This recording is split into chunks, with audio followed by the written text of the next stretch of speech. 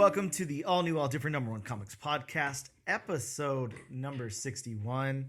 I'm Dan. That's Bob. Bob, say hello. Hello, Bob. Wow, I mix it up. You mix it up. We mix it up. We are a comic book podcast, a weekly comic book podcast at that, where each and every episode we take a look at a brand new first issue comic book, break down the story and art, give it somewhat of a review, and let you know if we think you should move on to issue number 2 or not, or if I can talk or not. That's also a part of the podcast. Usually it's no. Yeah, I'd go with no. I think it's safe to bet on no. Definitely if it's like a drinking game or anything like that, I mean, you'd be wasted by the end of it. So be very careful. You'd be wasted in the first 20 minutes of the podcast. Yeah.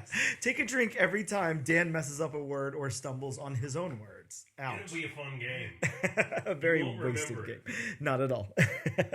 We also talk a little bit of comic book and related news, as well as what's new in comic book shops this and next week.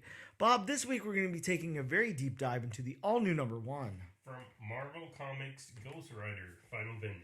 Bob, is this the Ghost Rider's Final Vengeance is my question. Why do I have a feeling there'll be more volumes of Ghost Rider down the line? Yeah, I feel like this isn't the final vengeance. I mean, this is a very good vengeance, but the final one, I don't know. I mean, it's kind of like how DC has had their final crisis. Right? That's not going to be There's the last never going to be another crisis, no. ever. Everything's, it's all nice and peace, and there's no chaos, and everything's good in the DC It'll universe. never reboot itself. It'll Never. never have a multiverse. It'll never have a crisis.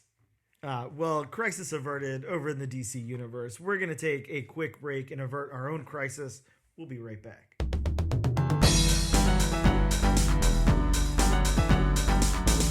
And we are back with episode number 61 of the all new, all different number 1 comics podcast to talk about some comic book news. Is that what we do? I think so. Sometimes news drops. Every now and again, there's like little snippets of news, that drop, and then we talk about them. Depending on if James Gunn feels froggy. There's actually no DC EU news this week. Wow. This is all, other. Actually, I take that back. There is a small little bit of DC news, but it's DC comic book news this week, not movie or film news. Okay. Bob, the first thing I want to talk about, let's go ahead and get it out of the way. You've got opinions and thoughts, and I've got some. We both watched the Crow trailer. We did. For those who don't know, of course, the Crow is rebooted. Now, Bob, I can't think of when that first movie came out. I'm going to say 96, 95. Yeah, mid-90s. Yeah, definitely mid-90s, somewhere in there. Of course, the Crow movie stars Brendan Lee, who is Bruce Lee's son, and he is the Crow in that movie. I forget the actual character's name of the Crow. Draven. Yeah, Eric Draven. There you go.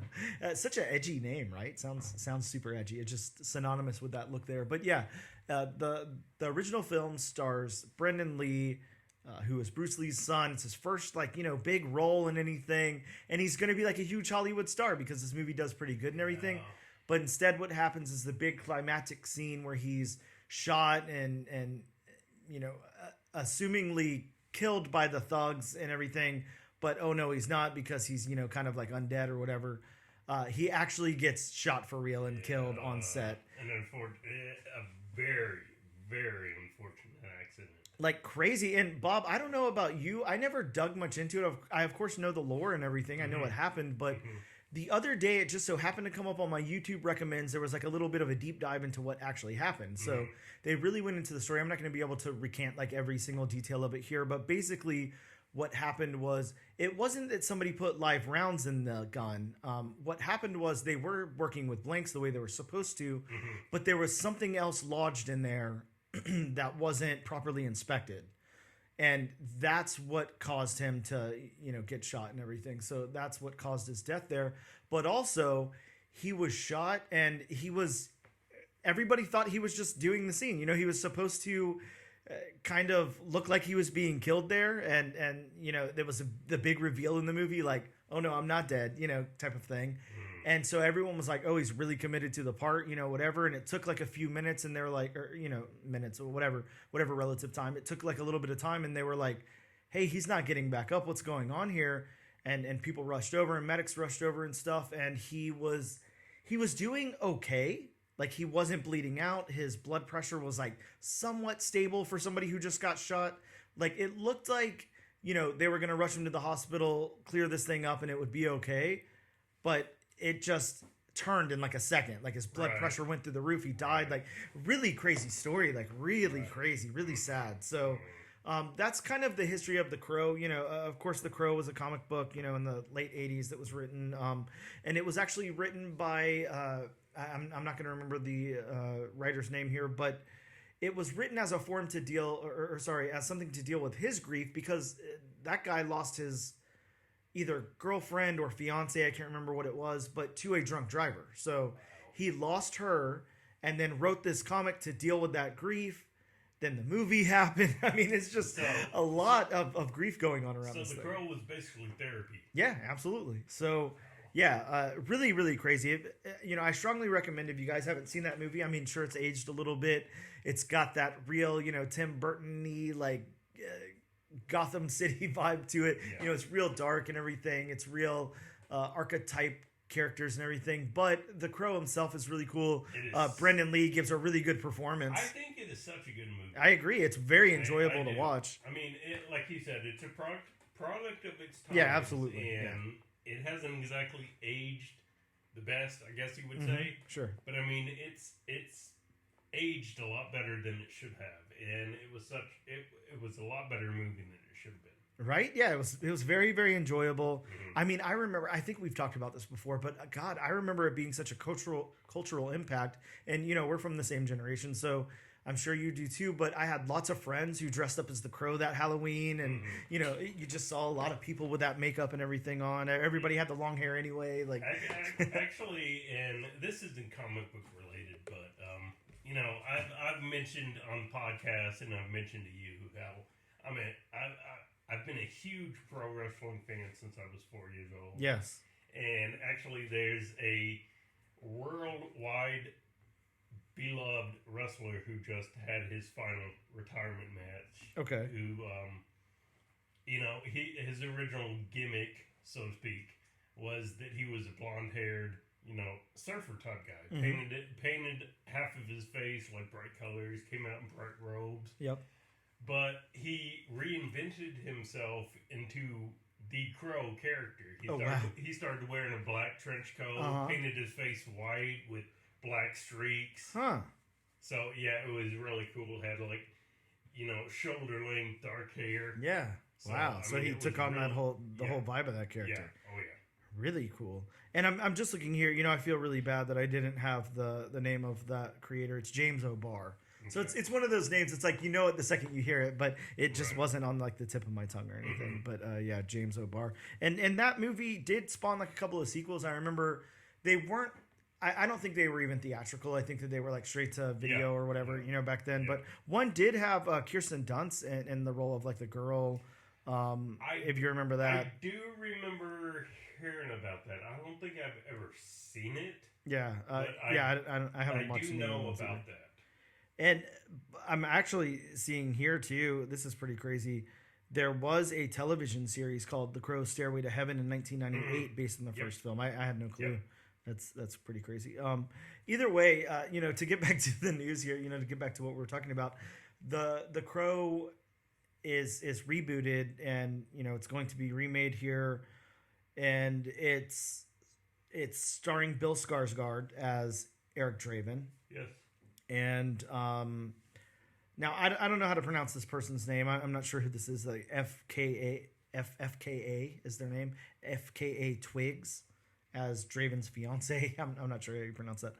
And yeah, so that's scheduled to come out on June 7th, 2024 by Lionsgate. So a trailer came out. So that's basically what I'm getting to here. A trailer dropped this past week. And before that, we saw some images because you and I had talked on the show before, maybe a few episodes ago, about the stills or whatever that we saw of Skarsgård, like in the costume there and everything. And I mean, sadly, yes, we were getting like Jared Leto Joker vibes off of it. Now, I'm going to say, you know, once we get into the trailer of the movie, that does kind of wear off. Like, it's not as bad. I do think it is a risk putting him in that makeup and everything with that hair. I don't know why he doesn't have long hair. The source material, he's got long hair. I think the character needs to have long hair, and it fits in with the vibes of today. So I'm not sure why they took that out of the movie. But maybe Bill Skarsgård was just like, I ain't having long hair. It's not gonna happen. Part of my contract, my hair stays short. I don't know. I'm not putting on any wigs. Whatever his reasoning was. Let's talk about the trailer, Bob. Let's go in and talk about some of our opinions of this. I was very underwhelmed. Underwhelmed, okay. Underwhelmed. It just seemed like I don't want to say a CW-esque series, but it just felt like it didn't feel like a movie to me. It felt like a TV series. And again, I was just underwhelmed by it. You know what I think one of the biggest problems is with The Crow? And it's the whole like source material and everything too, and it's the first movie and all that. The reason, and I'll get to my point in a second, but I think the reason that the first movie is good and it pulls it off and all of that is Brandon Lee's performance. He was actually really, really good, really charismatic. And on top of that, he was playing like a weird, nuanced character because he had that, Bob, you can remember, mid-90s. He had that mid-90s, like, edgy, like, young adult teenager vibe. That really, like, I don't give a shit, but I do, but I have to kind of pretend that I don't. Like, he pulled that off, but you still were, like, I don't know. You still had, like, buy-in with him and everything. I think that it was him that pushed that over the top. And then, what's the cop's name? Shit. No, the actor? Yeah. Ernie Hudson. Ernie Hudson. There we go. Yeah. Of course, he was, a really important part of that movie as well. I think that those two really elevated that movie. Yeah, they had really good chemistry. Yeah. I'm not going to lie. The little girl, she wasn't very good, the preteen or whatever. But I think the problem with The Crow is the villains in The Crow are not fleshed out. They're like archetype thugs. That's all it is. So, like, there's no real motivation for them to do what they do. They're just kind of in a city doing crime because that's what they do, And that can only work to a certain extent. Like, you have to have something if they're going to be linchpins of, like the Kingpin or something like that. Well, you got the Kingpin to lean on. Like, there's a way to do it right and a way to get people invested and care and all that. And then there's a way to just make them, like, blank slates and then really just focus on the hero. And I think that the problem is there's not really anything there other than Eric Draven, other than The Crow. And fortunately for Brandon Lee, he was charismatic enough. He really took on that role and everything that he made the movie work. I like Bill Skarsgård. I'm not saying anything bad about him. He's a good actor, but he doesn't have that. Like, there's not... Yeah, did you get Eric Draven vibes? Not at all. not the slightest bit. From what we saw of Bill Skarsgård iteration of The Crow in the trailer, right? He seems cocky or something. He seems overly confident, and my problem is the nuance that Brandon Lee brought to the role. Yeah, there's a certain level of you're not gonna be able to kill me. I'm gonna come here and finish my mission. Whatever it is, but at the same time, he felt vulnerable. Bill Skarsgård doesn't seem vulnerable at all. To me, in a lot of the trailer, and I know, The Crow is driven by revenge and whatnot. But, to me, Bill Skarsgård just exuded way too much rage and not as much as the, fun playfulness that the original Crow Brandon Lee's performance also portrayed. Right? It's like there's this certain level of what Brandon Lee brought to the role that Bill Skarsgård just doesn't have. And I think... which is disappointing because I think Bill Skarsgård is a really good actor. He's really good. Yeah, he's great. This is... I don't know. I'm not going to make... I obviously want to see the movie. I want to see how it plays out. I want to see how it goes. I'm interested in seeing the movie. Yeah, I guess I'll say I don't have, a whole lot of faith or hope or whatever in what I've seen so far.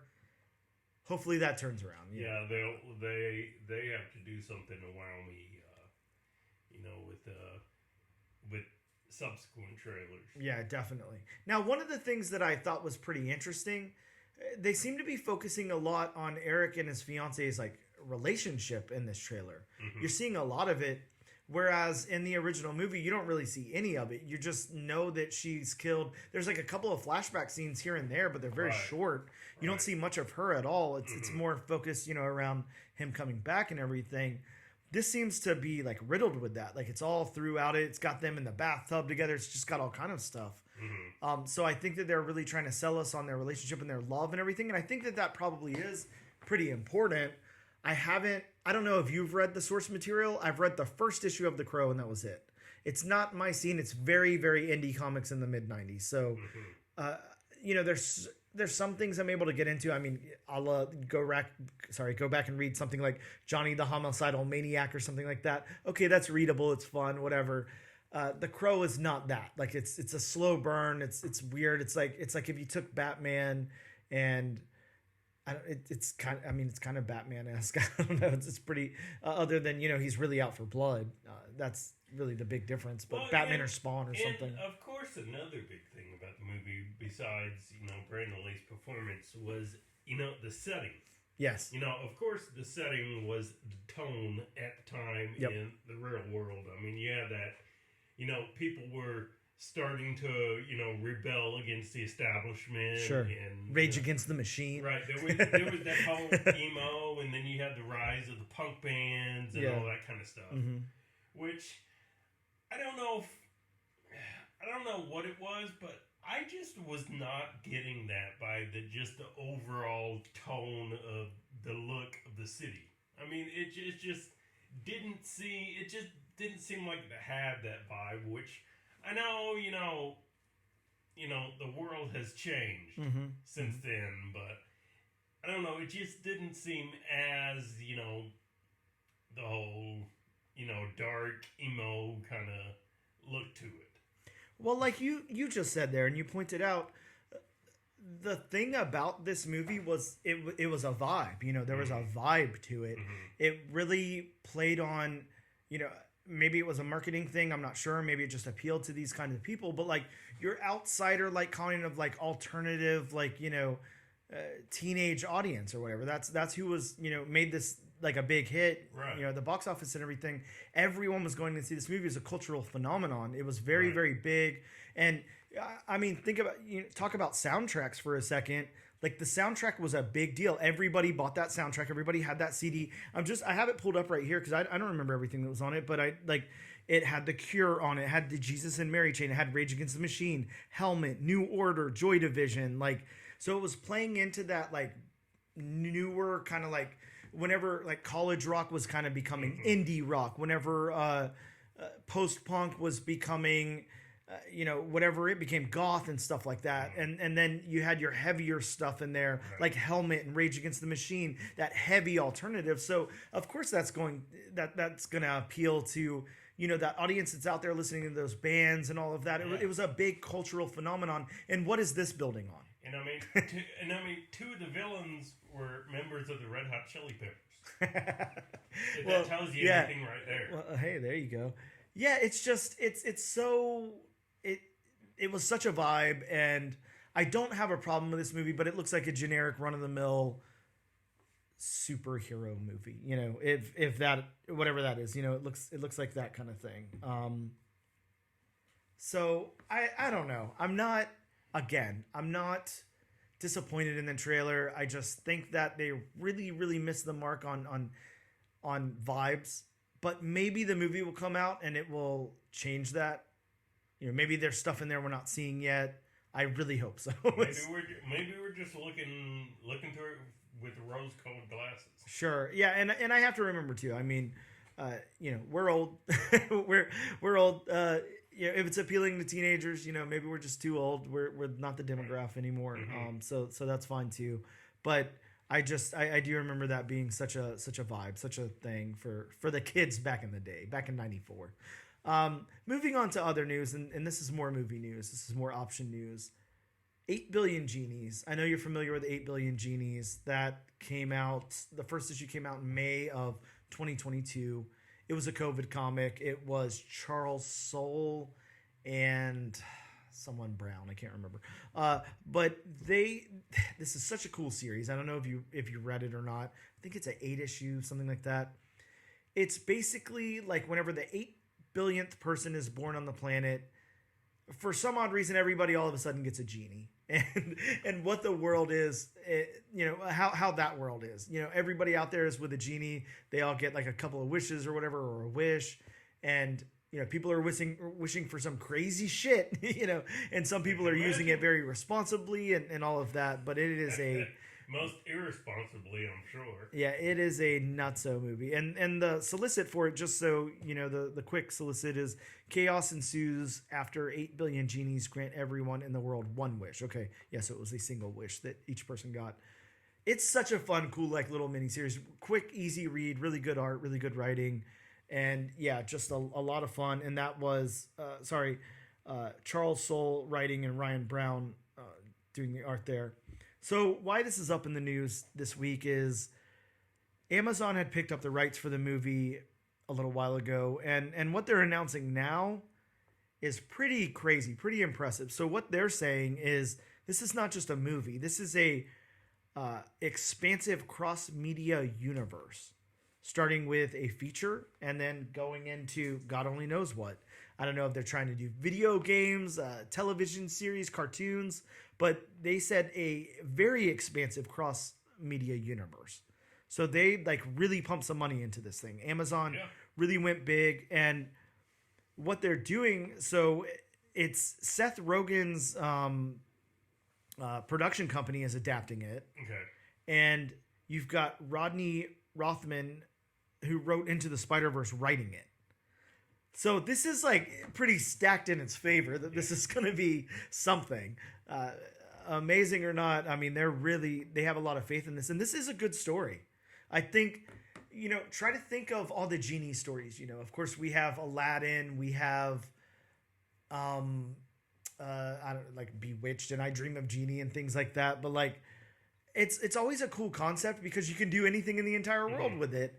But a lot of people haven't explored different stories in it that I can think of. There's not any big genie stories that come to the top of my head. So this is kind of untapped. They could really, really go big and do some awesome stuff with this. Sounds really cool. So I'm really excited to see where this goes. Well, I mean, it's got the Bezos backing. So. Yeah, exactly. Yeah, you can't go wrong with the unlimited money that comes with Bezos. So that is very true. And in much smaller news, Halloween, the Michael Myers, franchise there, the John Carpenter franchise, is getting a television series. So much like the Chucky series, we're going to do a television series out of Halloween. Bob, I would actually like it if they'd go back and do that early 90s or late 80s, Friday the 13th television series style. Do you remember that? Did you ever watch that show? Yeah. It was an anthology show, but it was a horror anthology. So cool. I loved that thing. But yeah, we're getting a fast track into development and co-produced Halloween television series, which is envisioned to potentially launch a cinematic universe spanning film and television. That's cool. I mean, everybody's aiming for the stars lately. No one's just trying to make a small movie or anything anymore. No. You really got to go big or go home. Cinematic universes are now norm. It's the new. I can't think of the cool fashion statement for that, but it's the new black, right? Right, the new black. Yeah. I don't know. I love Michael Myers. I love Halloween, but I love the first 3 movies. I kind of land in that camp. I didn't like any of the remakes. I didn't like the newest trilogy that came out. You didn't like Jason in Space? That's a whole nother story. I didn't like, when Rob Zombie revisited Halloween. I thought that was really bad. I thought that was terrible.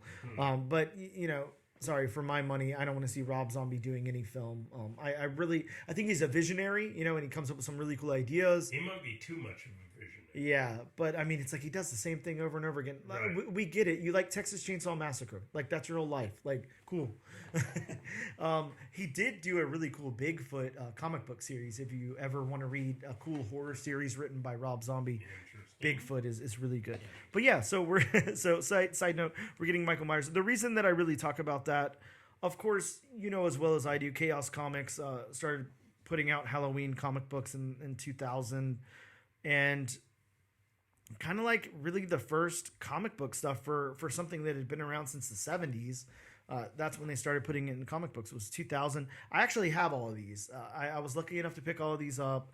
And they go through, there's always news about Halloween. So they have their ups and downs, but you can usually score a copy of like the first appearance of Michael Myers in a comic book for, between $50 to $100. So it's not outrageous. It's a cool cover appearance. It's like photographic cover art from the movie. And then there's some great stuff out there, really small print runs like Halloween 2, Halloween 3, and then some like little sub-series and everything. But yeah, be on the lookout for Halloween comics. You can definitely speculate on those, probably sell them to some people, if you're just interested in flipping books. The last little bit of, sorry, I have one more story after this. But if you're at all familiar with Watch Dogs, it is a video game, and it was turned into a comic in 2019. Watch Dogs from Titan Comics is getting a film based on it with Sophie Wilde in the lead role. I don't know anything about this, so I can't report anything about it, but just thought whoever does know about that, it's out there. I tried playing the first game, and not for you. Well, that, and it was one of those, the first game was riddled with bugs. Oh, okay. Gotcha. And when, you're trying to get invested in a video game, and, there's bugs slowing it down or whatnot. Mm-hmm. I mean, I'm a big fan of the Arkham series of video games. Yes. Asylum, City, Origins, Knights. I was trying to get invested in Arkham Origins, but unfortunately, there were so many there were bugs in Arkham Origins. It was a good game, but there were bugs in Arkham Origins where you'd be flying around and all of a sudden the game would freeze. Oh God, yeah, that's a bad bug. When that happens, it's kind of like you just want to shut it off. Yeah, sure. You don't want to play it again. So yeah, that's what I'm saying. I tried to play Watch Dogs when it first came out, but I mean there were just so many bugs. It's kind of like. So the movie might even be tainted for you at this point. Well, the movie's kind of like, it's cool. I'm familiar with the video games, but it's kind of like that's not exactly on my radar. I gotcha. Well, my last little bit of news is, of course, we're going to talk some AI news. There's, unfortunately, at this point in time, AI is out there. Everyone's talking about it all the time. AI is not going anywhere. Yeah, we're all very scared that somehow AI is going to launch the nukes button. And I was going to say, was James Cameron right? Well, probably. I mean, hopefully not anytime soon. But yeah, I'm sure. To some extent he's right. So let's talk about AI. I want to start with a personal story before I get into the bigger one. Okay. So Derek Kirkham, again, he wrote The Last Mermaid, wrote and illustrated The Last Mermaid. Derek Kirkham, we had on the show, I recorded an interview. That's the interview we lost. I'm very, very sad because number one, it was a cool interview. He was such a cool guy. Number two, that book is the most recommended thing I could say so far this year. It is amazing. Number three is, it sucks that we lost that interview so bad. I'm very upset about it. And on top of that, he's been, people have been talking about him. People have been talking about this book. It's actually very popular. People really love it. And I mean, you can definitely see why if you just crack the book open. It's amazing. It looks unreal. Like, it looks so good. He's such a good illustrator and a really, really talented writer. So with that being said, Derek has gotten some accusations online of using AI to generate his art. Now, if you look at it, it almost hits that uncanny, like, it's really realistic, like cool looking art. It's almost like you remember the art in The Cull. Mm-hmm. Now, it doesn't hit that same level. I'm not trying to say it's the same kind of art. Like, it's much more cartoony and everything, but it's just surreal. Like, something about his art is very unreal. It's very, very good. Mm-hmm. Very cool style. So he's getting all these accusations. I mean, look, the guy's awesome. He's got no problem putting up his process online and showing people, no, here's me actually sketching out the characters and then going over it, with paint and all of this, or not paint, but whatever computer program he's using, Photoshop or whatever. So nothing was AI generated. And he's showing that entire process to go ahead and dispel that rumor right off the bat. But, it always hurts whenever someone accuses someone of something because they don't go back and read the comments later. They just say it, repeat it to their friends, post it somewhere else, whatever. So I think that, that really sucks. And the big story I want to get into is a DC illustrator right now. So DC now let me get the name right. I think it's Andrea Sorrentino, I think. Okay. Andrea Sorrentino has been illustrating on Batman. And, these big Batman issues with the Joker Year One and everything. So now he's being accused of using AI art to produce that. And DC is coming out with statements on it and everything. And it seems like this could possibly be true. So I don't know why. I don't know exactly what's going on, but I can tell you this. Normally I wouldn't read the article or whatever, but I want to give some context here. So this is from Comic Book Resource, CBR.com. And it says DC's new Batman series accused of AI artwork. Writer and designer James Leach questions whether DC Comics utilized AI-generated art in the production of its current Batman ongoing series. So James Leach publicly questioned whether DC Comics has begun using AI art in Batman. On March 10th, in a March 10th thread on X, Leach noted numerous potential reasons why he believes that DC may very well have used AI-generated artwork in the current Batman run. Now that I've read all the issues of Batman that Andrea Sorrentino contributed to, Leach wrote, I feel that there's a pretty strong case that AI artwork is being used. I'd love to be wrong about this, especially as the run has been so good, but it's hard to avoid. So some of the reasons that this is he's saying that there's telltale signs that the artwork was used in a recent issue number 143, written by Chip Zdarsky and illustrated by Andrea Sorrentino and someone else whose name I would not even imagine trying to say. These include strange anatomy, errors that a human is unlikely to make, such as the Joker's weird hands and wandering nipples. Leach also pointed out the general lack of similar artwork on Sorrentino's various social media accounts, with only a couple of Instagram posts sharing anything similar of style. So yeah, I'm not going to sit here and read the entire article because it goes into other things, but it's based on that, and you can't base it on that alone, of course. Somebody has to come out and say something. I'm sure DC has to come out and say something. Andrea Sorrentino has to come out and say something, but it's sounding kind of like it's true. I don't know if you've ever been into one of those rabbit holes of looking kind of for the weird stuff in AI generated art. But it's not there on first glance. You kind of look at it and you're like, oh, this is a nice piece of art, whatever. And then you look closer and the person has two pinkies or something. There's a lot, of weird stuff going on. Now, maybe it was a statement or something. Maybe Andrea Sorrentino is trying to say something about AI art by producing, something himself or whatever. I don't know, but it's not looking good for the creator there. So, and two very different things, Derek Kirkham absolutely not using any AI art, and he's showcasing that entire process to dispel those rumors. Andrea Sorrentino has not come out and done anything to dispel those. So I don't know what that means. See, and unfortunately with AI, we're on a slippery slope now. We are. Because AI is becoming more prominent. Sure. So, you have to ask yourself, how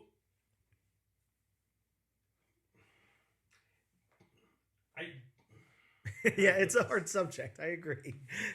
You got to ask yourself, how much of the majority of the comic book world, whether it be, writers, artists, because AI has infiltrated pretty much everything now. Oh yeah, everything. Yeah.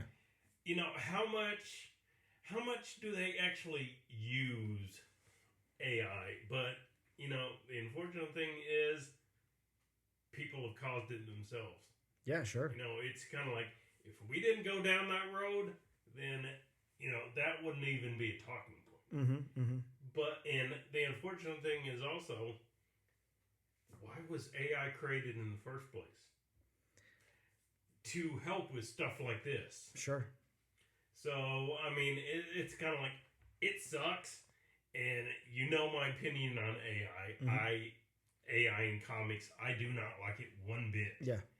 But the unfortunate thing is, this may be where this looks like this is where the world is headed now.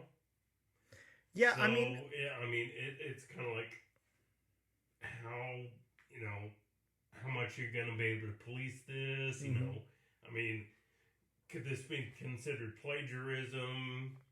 You know, it's kind of like we did it to ourselves.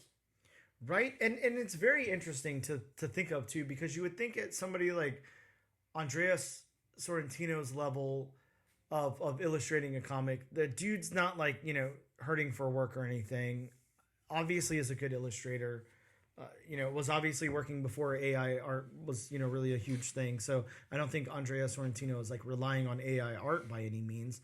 But with that being said, you know, there could be a process there. I mean, you're illustrating on Batman. I mean, I would think, you know, in the world of comics, you know, your biggest, probably the two things you want to get to are Spider-Man or Batman, right? Or maybe Superman. You know, like there's things that there's jobs you want, there's gigs you want to make sure you get, you hang on to, like all that. Like everyone wants to tell their quintessential Batman or Spider-Man or Superman story. Like those are things. You know, that's why you do you know, the weird, I don't know, like cable series or you know, work on I don't know, the Nightwing book or something, is to get to that point, you know. So why you would go in and like completely fudge that is like beyond me. But on top of that, you would think, you know, being in control of the AI art that you're generating, why not, you know, grab your pen and fix those wandering nipples and then, you know, erase some of the hand or whatever. Like, was it just being turned in strictly as AI art? Like,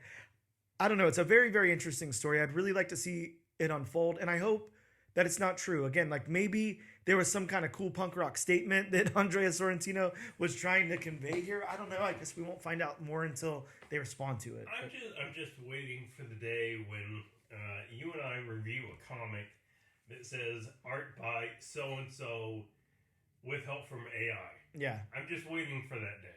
I mean, it very well could be. You could, I mean, shit, think about comics, you know, when we were coming up. You had a writer, you had a penciler, an inker, a colorist, letterer, an editor. Like now, you don't really see all of that anymore.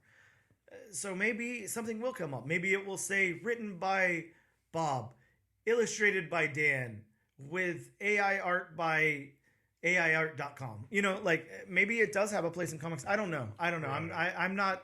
I don't feel like I'm the authority to say something like that. I'm not sure. I know this is very different, and I've talked to some of our guests who illustrate before, you know, if AI has a place in comics or not. And I think that, you know, in a very, very different level, people were scared when people started using Photoshop, when they weren't hand drawing things with pen and paper anymore. So I'm not saying that it completely just, you know, is out of line and doesn't have a place whatsoever. But yeah, I mean, just to generate your art for you so you're not doing anything, like I think that's the extreme view that we look at it as. And if that's what people are doing, yeah, that's not art anymore. That's just, you know, same thing as just taking a picture off the internet and saying you did it. So that's not cool, and you shouldn't be financially rewarded for that. I don't know. We'll have to see how it plays out and what unfolds. But I did just want to bring that out in the open. And again, one of my main reasons for bringing that out in the open, you know, guys, go out and pick up The Last Mermaid, because it is such a skillfully done book. It's done so well. It's really, really good. It's such a good read. And that is all Derek Kirk Kim. He did that himself, and he has no problem showing you his entire process online before you accuse him of using AI art, because he did not.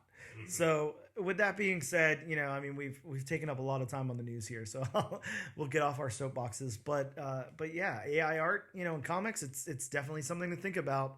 I'm sure you have an opinion, and we would actually love to hear your opinion. So drop us a line on Instagram or X or something, and let us know what your opinions are on AI art and comics. Are you for it? Are you against it? Are you somewhere in between? Do you see a place? Do you not? Like, we would love to hear, so we could talk about it more on the show. We are going to take a quick break, and we'll return in just a moment.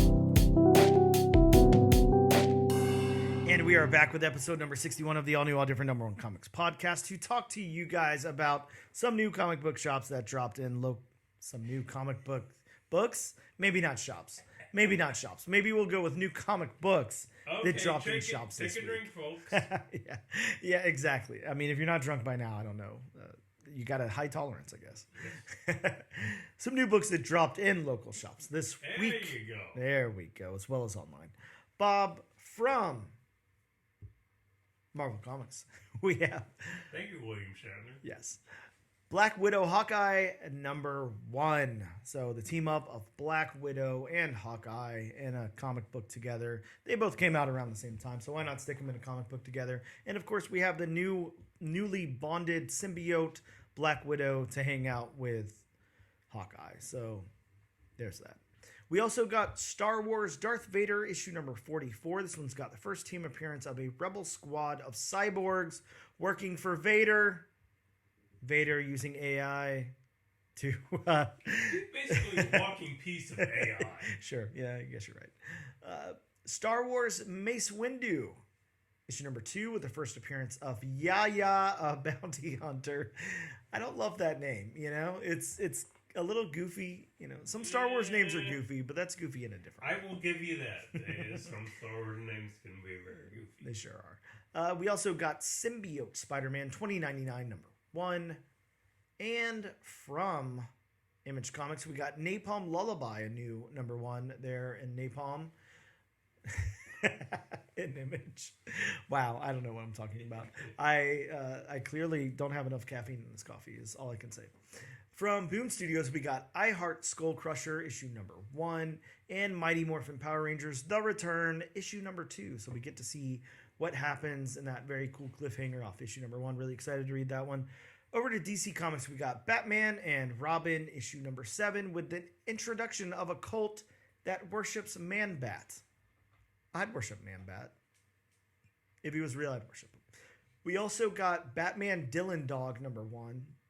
Now, I still don't know who Dylan Dog is. I believe it's popular like in the UK or something, but it is a like paranormal investigator type of guy. I don't know. I'm not sure what the team up is here. It's very odd, but whatever. We also got Suicide Squad Dream Team number 1. I don't know, another Suicide Squad book. Whatever.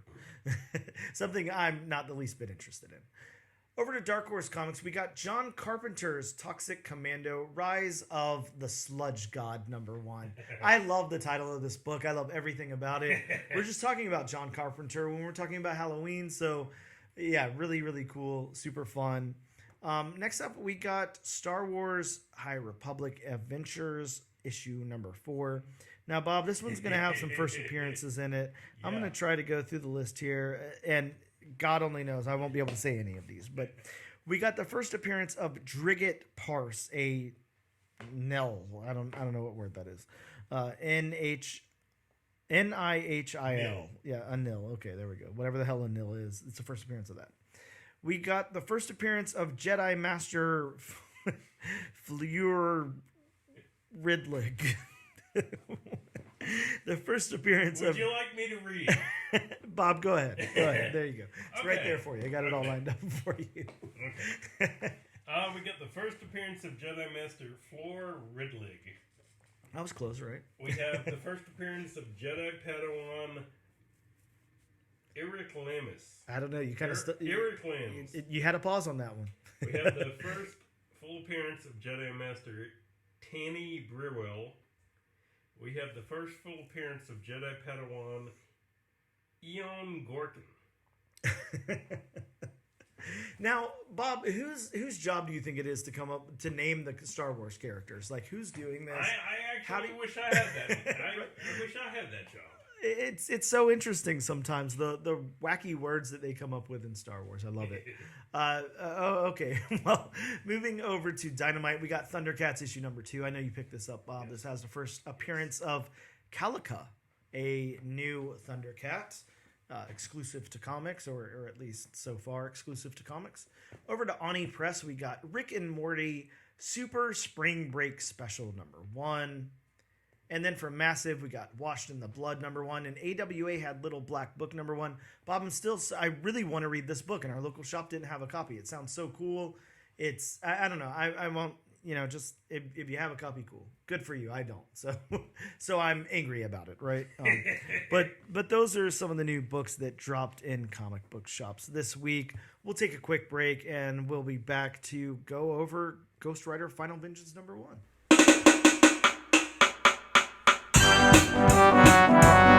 Get up. And welcome back to the all new, all different number 1 comics podcast, episode number 61. Bob, it is time for the potatoes and potatoes portion of the show. The potatoes and potatoes for me, the meat for you. Meat for me. Let's talk all about Ghost Rider Final Vengeance number 1. We're going to do what we normally do, Bob. I'm going to go over Marvel's solicit for the book. Don't worry, I'm not going to break format. I'm also going to talk about the creators. Don't worry. I know everyone's very worried in the comment section. Starting to type up the comments now. Wait a second. You're just going to talk about the book. You're not going to read the solicit. You're not going to talk about the creators. You're not going to read your really, really long synopsis of the book. I'm going to do all of that. I know. Everybody expects that now. I'm going to do all of it. Don't worry. Well, sometimes you go out of order. Sure. Sometimes I go out of order. Sometimes I forget what I'm doing. Sometimes I can't speak. All of those things happen. Sometimes you forget your own name. That is very true. Hey, I'm Bob. That's Dan. Wait a second. Bob, Ghost Rider Final Vengeance number 1 from Marvel Comics. Here's the solicit from Marvel Comics. Who is the new Spirit of Vengeance? Johnny Blaze was bonded with the Spirit of Vengeance. Unwilling to become a monster, Johnny used this demon from hell to do good as the Ghost Rider. But heroism is not what the Ghost Rider was meant for. So who will be the new Spirit of Vengeance, and what will it mean for the Marvel Universe? Find out in this extra-sized first issue by writer Benjamin Percy and new sensational artist, I don't know what Danny Kim. So, again, we had a Ghost Rider series that Benjamin Percy was penning, and that has ended. And now we have a new Ghost Rider series that he is writing, and we have a new artist on that series. So we're going to talk about them really quick. Benjamin Percy, of course, very well known for writing Ghost Rider already, for writing on X-Force, for writing on Wolverine, Green Arrow, Teen Titans, Dawn of X, Nightwing, Reign of X, James Bond, Black Box, Trials of X, Year Zero, Wolverine the Long Night. If you checked out that podcast comic book, then that's there too. So radio show, podcast, whatever you want to call it. He did The Devil's Highway, he did Flash Giant, Predator versus Wolverine, Detective Comics, Aquaman Giant. Anyways, the list goes on and on. You know who Benjamin Percy is. Stop acting stupid. Danny Kim has done just a couple of things. Worked on Wildcats over at DC. Worked on Ghost Rider for a minute back in on the annual number 1. So he has a little bit of Ghost Rider experience. And worked on Super State, Garbage Factory Anthology, as well as Bob's favorite book of 2023, Batman Santa Claus Silent Night. So we're a little familiar with Danny Kim here. A little familiar is all I can say. So let's go into my synopsis of the book. Again, a little long-winded, but this was an oversized issue, so you'll excuse me, I'm sure. Ghost Rider Final Vengeance opens with an incarnation of Zarathos, narrating different forms of vengeance. Johnny Blaze is shown, and Zarathos wants the spirit to bond with someone else who will use its power for evil. So he strips Johnny of its power, And then we see a badass run of panels through pages as the spirit of vengeance goes through a lot of different people, like a group of kids hanging out, moviegoers in a theater watching The Wizard of Oz, as well as the characters on screen, a stripper, a scarecrow, a surfer, a shark, sumo wrestlers, a jet, and more. We land on a single mother with 2 kids whose house is a wreck and she's very tired and overworked. Her mother-in-law comes over and tries to take custody of her children, and then she gets possessed with the spirit of vengeance. She melts her mother-in-law's face off when she shows up with a social worker. Then the spirit moves to a dungeon of Asgard and takes over the beheaded body of Bob, I can never say that name. Anyways, a frost giant, a beheaded frost giant. Skrimir, I don't know how you say that. It fights Thor, but Thor is victorious, and it again moves on to find a new host, which it finds with Danger, the physical embodiment of the X-Men's Danger Room. If you're unfamiliar with Danger, that is. Danger uses her power to infect people with a demonic code-type virus. Next, it moves on to a horde of brood and takes one over. Again, it looks for a new host back on Earth, and we move over to Chicago. Into a building, we find a cloaked figure practicing some form of ceremony, and the spirit attaches itself to the hood as the book reveals the bonded villain, and it ends. So a lot happens in this book. Jeez. So let's talk about it, Bob. What about this story? How about the beats? How did you feel this moved from point A to point B and all subsequent points in between? Well, I gotta say, the only thing that semi-slowed down, considering what the rest of the book was when Johnny Blaze was in the tunnel and, investigating, and the spirit of vengeance detached itself. Mm-hmm. Just because of the fact of what this book was. I will say that's the only part that slowed it down. But again, I didn't think that was bad. So I enjoyed the story beats. I really enjoyed the story beats. I love the way this moved. It was really cool, and it kind of did. I don't know. I mean, I've read a lot of Ghost Rider, but there's not a time I can recall it just like jumping from host to host like this, looking for somebody with the right amount of I don't know, anger in their blood or whatever. It was really cool. A really cool representation of that, and a really cool visual of that too. I really liked it. But here's what I'll say about it. It's fun. It's a wild ride, and it starts off. It makes sense. The spirit wants to bond with somebody who's going to do evil. What it was made for, and all of that. I like how it again goes in and out between all these different things to find its host, and for a second there, it finds one with that lady. The mother, because I like to think even though it didn't land on her, even though it moved pretty quickly on from her. It was almost like that needed to happen, because what was going to happen to that mother? She lost her husband. She's there with the kids. She's overworked. She's tired. She's not getting any help. Stuff's obviously going very wrong for her. And then her mother-in-law thinks she's just going to swoop in with like a social worker and take those kids. What's that going to do to her? And I like that we don't have to explore that because she got the spirit of vengeance for a second and just melted her face away. And okay, game over. We don't have to worry about that anymore. Now, everyone's probably going to be a little traumatized for a little while. I'm sure the kids won't fare very well, but they didn't lose their mom. They didn't. I don't know. I like that. I thought it was cool. I think it was weird because we had a little bit of time focusing on that. And then, of course, we are following the spirit of vengeance after that. So it's like a weird cut in between what its mission was, but I think it showcased it a little bit. Sorry, there's like this fly trying to hang out in my microphone. I don't know where it just came from. But yes, I think that it was cool because it showcased like what it was capable of, and it did something for that lady. Right. And then it moved on from there. I really like the story beats a lot. I like the way this moved. I think if it just would have been predictable and kept doing that, and not really landed on anybody and then ended the way that it ended, like it would have cheapened the story a little bit. So I liked that it did that. I thought it was cool. I could see some people being bothered by that, is all I'm going to say. But I wasn't one of them. So that's my opinion on that. Moving over to from the story beats to the dialogue. How did you feel about the dialogue? This was very interesting.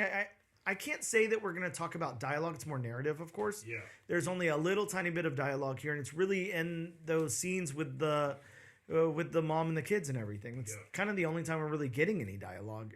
Aside from that, it's narrative from the spirit of vengeance. It's interesting.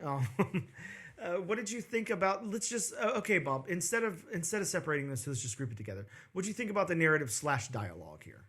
I like the narrative. I mean, it definitely. Which I can't say I'm the biggest Ghost Rider lore fan. I mean, I know of Ghost Rider, but it definitely tells the point of view of the spirit of vengeance itself. You know what it's looking for, what its purpose is. What it wants.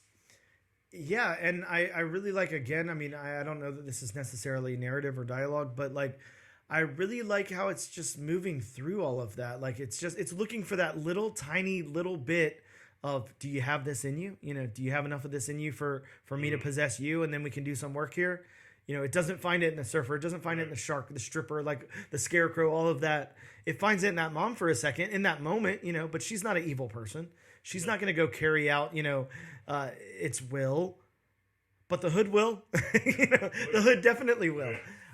Bob, how familiar are you with the hood? Again, breaking away from our review here, what do you know about the hood? If not much, I can go into what I know, but... I know at one time he held the Infinity Gauntlet. Mm-hmm.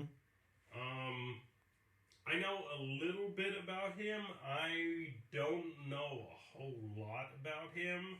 I mean, I know his name is Parker Robbins. Yeah. I mean, I know enough to make me dangerous. I don't know, deep dive. I couldn't do deep dive. I mean, me either. I haven't read every Hood thing. I like the Hood as a character because it's just kind of like a shit person, Like, there's not really any, like, huge motivation there or something. It's not like he was wronged by somebody. Actually, the Hood's, like, incarnation, and I can't remember who it was now, but he saw, like, I think Daredevil fighting Electro.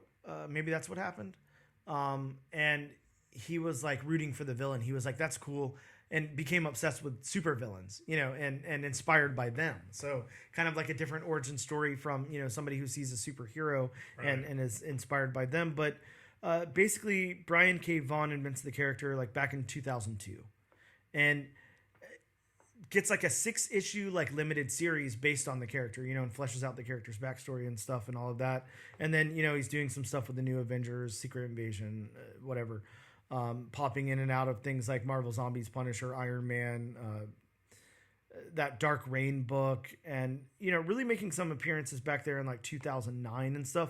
But yeah, has been, the Hood has done some stuff, but like in all reality, the Hood is like, he's Parker Robbins is like this shit character. He's an asshole. He just kind of wants to like steal stuff, make money, whatever, steal diamonds, go on little heists and stuff. He's like a thug. He's just like a crappy dude. So he'll do anything, if he's gonna gain something out of it. Basically, he's not there to help anybody other than himself. So I think that he's probably the perfect person in the Marvel universe to bond with, with become a Ghost Rider there. And he looks pretty cool too. Like it's giving me like I don't know, Spawnish types of vibes or something. Really, really interesting. I really like it a lot. Man, I don't like this fly. I don't know what it's doing in here. Either way, really, really cool, really interesting. I like the Hood in this. Let's go to the world building really quick before we get to the art. What did you think about the world building? I mean, there wasn't a big world. I mean, each panel was something different. Yeah. So, I mean, I thought the world building was fine, to be honest. Yeah, it was interesting because I would say, like, the jumping around, like, while it made sense for the story, because, again, like, we want the spirit of vengeance jumping around and try to find that host in this book. That was the whole point of it. It was kind of, like, I'm not going to say jarring, but it was kind of weird in some points because, again, we have those panels where it's, in a movie theater, it's on a scarecrow, it's at the beach, like, all that makes sense. then we go to this lady, and again, like it's got to showcase some of that, moment in her life and everything, and that makes sense. And then we're off Earth for a little bit. We're with the Brood, like in a spaceship and everything, and we have one of the Brood like wanting to protect this girl. Like I was a little confused by that. I'm okay with it. Hopefully, it comes back up or something. But I thought that was like kind of a little weird. But I think it did it served its purpose with world building here. I don't see any problem with any of it. But it did do it in like kind of a weird way. It's almost like something was missing that I'm not too sure what that could be. But yeah, just a little interesting side note there. Let's get into the art then. Again, Danny Kim on art here. How about the character art? The character art, and the only problem I had with it was early on in the book, I was not a big fan of how, Johnny Cage's face looks. Mm-hmm. I was not a big fan of that. It was just a little too blocky for me. It was I don't know. It just didn't seem natural to me for some reason. Okay, I mean, I can see that he's kind of got like a some kind of vibe going on. I like this because I think I say this every time with Ghost Rider. It gives me such 90s vibes and everything. I'm okay with the art on it. I do like the character art here. I think that it's done well. It's definitely like somewhat of a fresh take. It's not what we're used to seeing. Sure. I do the panel you're talking about there where we have Johnny Blaze, kind of half in the shadows and half not and everything, where he's about to get the spirit of vengeance stripped away from him. Like it's almost got like Now, you remember Now Comics from the 90s, that publisher Now that published Terminator and stuff. Like I'm getting vibes of that. Like it looks like a Terminator, that it looks like a Terminator in a Now Comics comic. So I kind of like it. I'm kind of into it. I think it's kind of cool. I did like the character art here a lot. I think that it was done really well. I think in some points it's very stylized. I like when we're moving through all of those characters. Look, we have a Spirit of Vengeance stripper, so doesn't get much cooler than that. Yeah, that was very odd. Yeah, really cool stuff. And then like I said, we got panels where we have people in the movie theater watching The Wizard of Oz, and they get possessed by the Spirit of Vengeance there, and then it jumps on screen to possess those characters, which is really, really cool. I liked the character art. I thought it was interesting and pretty unique, actually. So how about the backgrounds, Bob? I'm going to leave this one to you, actually. Does it pass your background test? What do you think about the backgrounds? I like the backgrounds. Yeah, I think they're pretty detailed, highly fleshed out. Yeah, in a comic like Ghost Rider, just the vibe of Ghost Rider. You don't need those, vibrant kind of backgrounds. Yeah. Everybody always expects, kind of, dull colors, more like blacks and grays used. So and you light it up with the flames. The flames are important, so that that's your light source a lot of times. Mm-hmm. Now, I'm with you. I think that this is cool. The locations, God, we go from location to location to location. So there's a billion locations in here. I think they all work. These are not really like mainstays in like the Marvel 616 universe that I can think of. Like I'm not seeing things where I'm like, oh, this is that thing specifically or anything like that. But I do think that it's really cool, and I like the locations. And then last up, the colors. Bob, we do want to talk about the colors, but again, I'm very ill prepared to have the colorist name on hand. So if you want to grab that one for me. The colorist is Brian Valenza. Okay, so what do we think about the colors here? And you kind of already dived into it a little bit. Those muted tones, a little more vibrant when it comes to the flames and stuff. But yeah, I like it a lot. I think it looks great. It looks like a 90s comic to me. Yeah, it does. Looks cool though. I really think the artwork is a win here. I think it's some good art, and I think that it differentiates itself a little or enough from that that Marvel house style. Like I don't mind seeing that house style when I see a big event book. I'm expecting to see it on Blood Hunt. I'm expecting to see it, on books like Secret Invasion, Secret Wars, all of those types of things, Marvel Zombies and everything. But whenever we dip into like different corners of the universe, like something like Ghost Rider, I want to see like a little bit stylized. I want to see something a little bit different. And I think that Danny Kim really was able to bring that to this. Right. And, just to point out, I really like his chain work. Yeah, oh yeah, the chain works great. It's kind of sad that we might not really like see that moving forward with the Hood. I don't know. I guess we'll have to see, but really interesting. And Bob, I do have two questions before we move out of the review here. Okay. Just to ask you. So we've got the scene. You've got it open to the panel right now, where the mother is burning off the mother-in-law's face. There, right? Is that a version of the penance stare? Like, is that what that's supposed to be, or is that like a unique power that she's getting on her own based on her own rage? Like, that's not something I recall seeing too much in a Ghost Rider comic. Unless they changed it, I don't think the penance stare actually melts you. Yeah. I just think your eyes go sunken and your face goes dark. Yeah. So that's like an interesting power that we're seeing, right. Power set that we're seeing in this book. And then the other thing was going to be about Johnny Blaze. So we got Johnny Blaze in this scene with this giant spider. What's up with the giant spider? I wonder if it's coming back. I wonder what's going on there now, because now he's stripped of his power and he's up against this spider. So, what's going to happen? He's got to be like, oh shit. Right? Yeah. What's about to happen in that panel? I mean, is Johnny Blaze gone? Like, is he done for in this? Is somebody going to swoop in and save him? Is he going to... I wonder what's going to happen there. I wonder if we'll ever circle back around to see what happens there. Yeah. Well... I mean, they were talking about Mephisto during that point, so I'm kind of wondering, okay, is it Spider Mephisto? Yeah, I guess it could be. Maybe we'll get Steve Fox to swoop in. He's like really familiar with giant spiders, because of All 8 Eyes, and he's working for Marvel now. Yep. He's doing Spider-Woman. He's doing a lot of things over at Marvel.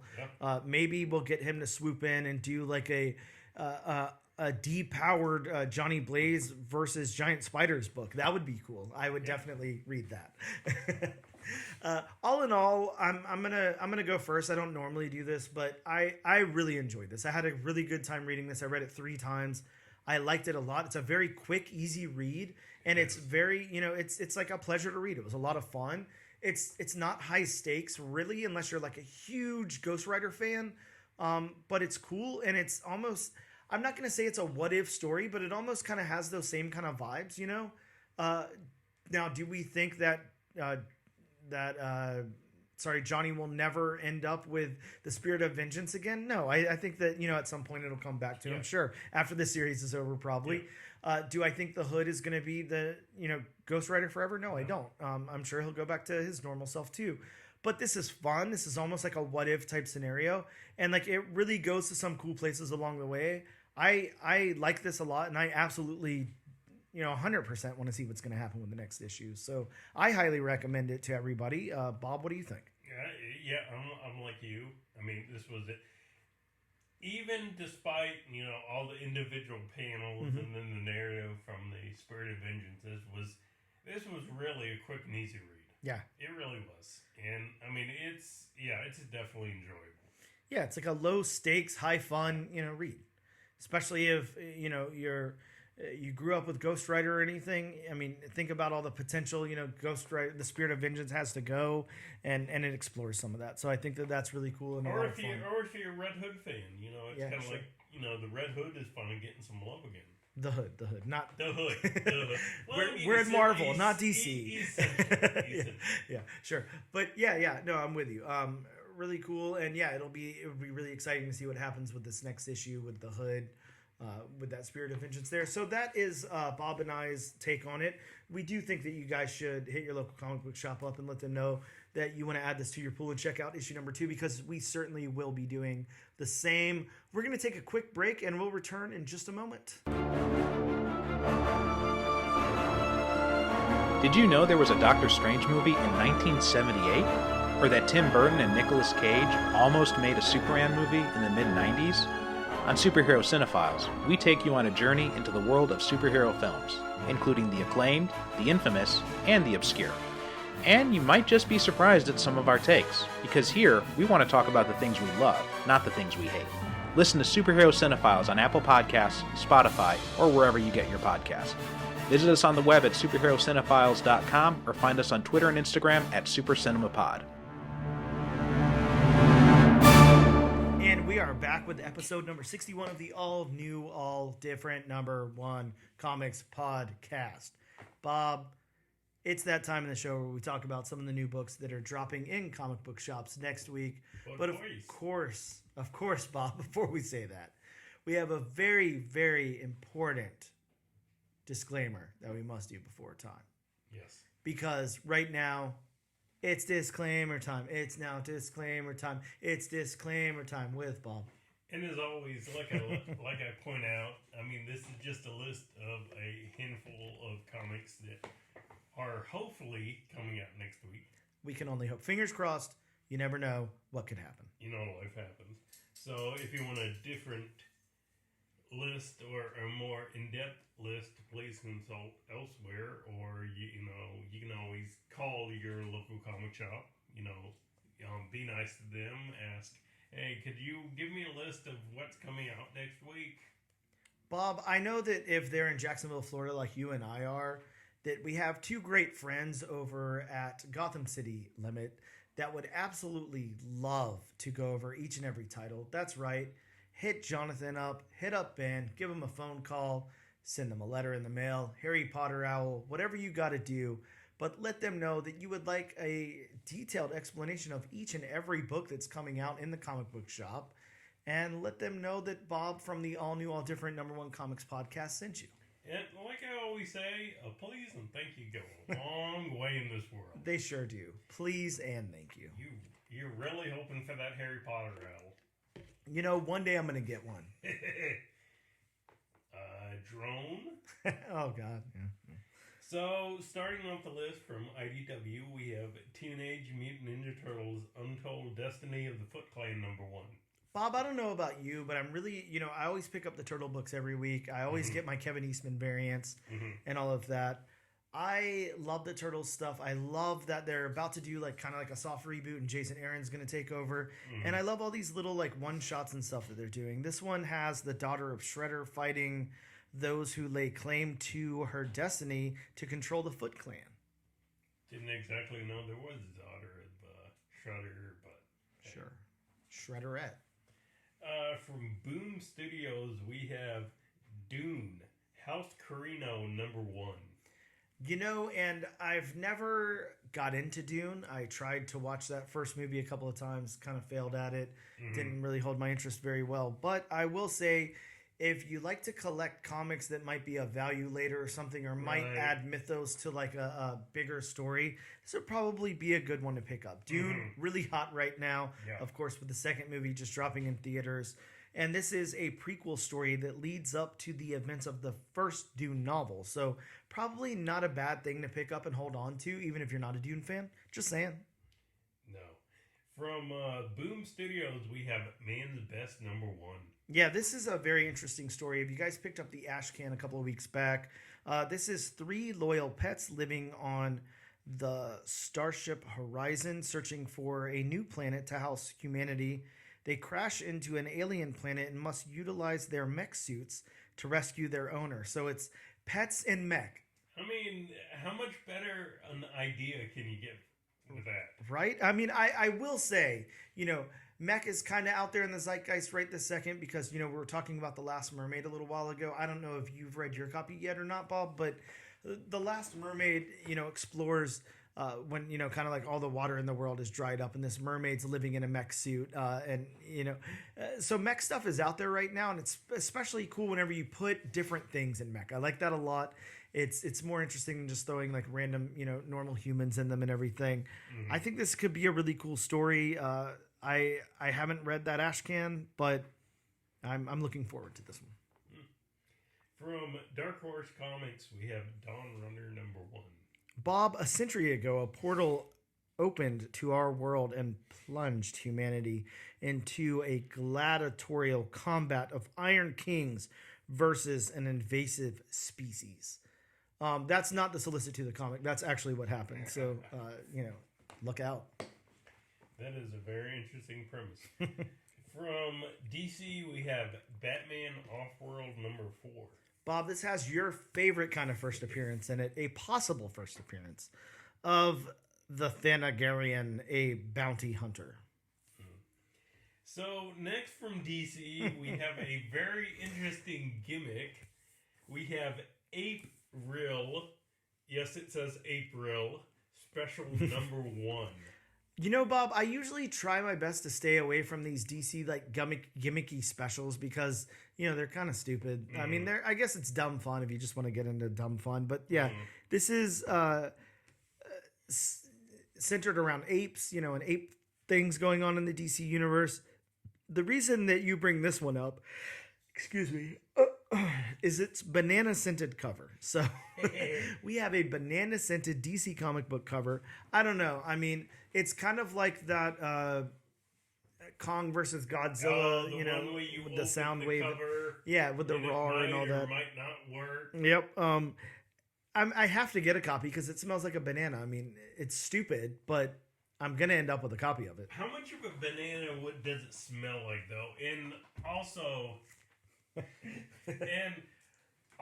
whole thing is, do you really want to keep it with your other comics, and your other comics start smelling like a banana? You know, Bob, I mean, I'm gonna go ahead and just out on a limb there and say, banana might smell better than what your comics currently smell like. So this is true. Might be an upgrade, especially you know? Some of those Silver Age comics. Exactly, might be an upgrade. I mean, I love the smell of comics, but yeah. Staying with DC, we have Batman, Superman, World's Finest, number 25. Bob, in my favorite kind of first appearance here, this is the origin of Lex Luthor and Joker's first meeting. Like I'm supposed to care about that. Hi, Lex. I'm the Joker. Hi, Joker. I'm Lex. Wait a second. This is an important issue here. Make sure you get that graded. Going back to Marvel, we have Star Wars Jango Fett number 1. Bob, again, with the whoever names the Star Wars characters, I love them because this one has the first appearance of Y399. Which would be a droid. Y399? I don't know. You tell me. Sticking with Marvel, we have Fantastic Four Volume 7, number 18. Well, Bob, the solicitation for this one teases an all-new S.H.I.E.L.D. I wonder if Nick Fury will have anything to say about that. We have Spider-Woman, Volume 8, number 5. This one's got to team up with Spider-Boy, so that's right. Our good friend, Steve Fox, is going to get to write a little bit about Spider-Boy. I'm really excited for that. Yes. We have X-Men Forever, number 1. That's right, Bob. X-Men Forever. Nothing can kill the X-Men. This is a 4-issue limited series that ties into the fall of the House of X and the rise of the powers of X. Yes, if you're reading any of those series. And finally, we have Web of Spider-Man number 1. This is a one-shot teaser of what stories are planned across multiple Spider-Man titles and events in 2024. I think they're a little late, just saying. Yeah. We're halfway through the third month of 2024, but, whatever works. Just a couple of other books of interest. Star Wars Visions. Takashi Okazara is what I'll go with. Number 1. Probably not even close, right? We from DC Comics, we got Wonder Woman issue number 7. From Image Comics, we have Cobra Commander issue number 3. I know you're excited about that one, Bob. From Boom Studios, we got The Displaced number 2. Very, very excited to see where that one's going to go. From Massive Publishing, Misfortune's Eyes number 1. From Keen Spot, Dust Pirates number 1. From Ani Press, we have... now, I'll have a lot of trouble saying this, of course, naturally. Wow. Nakaverse, I don't know, 0. They're bringing together this whole expansive universe in their comics there with, some of these, I don't know, different titles from like cartoons from the 90s, Biker Mice from Mars being one of them. So that's like a little universe they're starting there. From Blood Moon, we got Fire in the Madhouse number 1 and The Land Left Behind number 1. Really excited about that one. It's got dinosaurs. I love all things dinosaurs, so very excited there. From Valiant, we have Bloodshot Unleashed Reloaded number 1. From Dead Sky, we got D-Prog issue number 1. And from IDW, we've got Beneath the Trees Where Nobody Sees issue number 4. And Bob's favorite, My Little Pony, The Main Event number 1.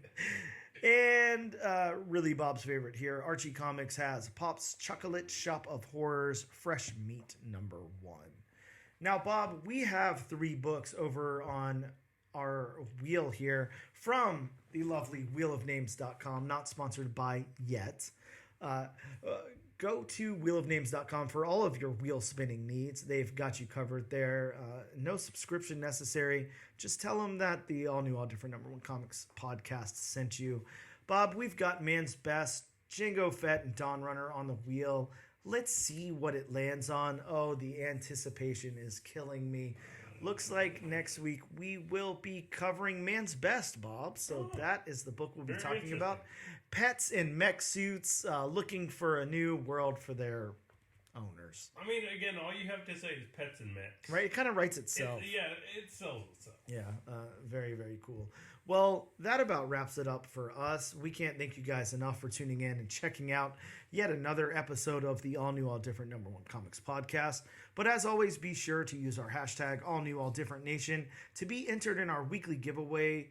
And make sure you check us out on Instagram at ANAD_1 Comics Podcast. On X at ANADNO Comic Pod. You can check us out on TikTok. Sadly, now I have to say if and when that exists at ANAD1 Comics Pod. And check us out on YouTube under the Comic Book Channel. If you happen to be in Jacksonville, Florida, make sure you go visit Gotham City Limit at 4195 Southside Boulevard, number 104. Jacksonville, Florida 32216, and tell them that the all new, all different #1 Comics podcast sent you. That's all. Thank you.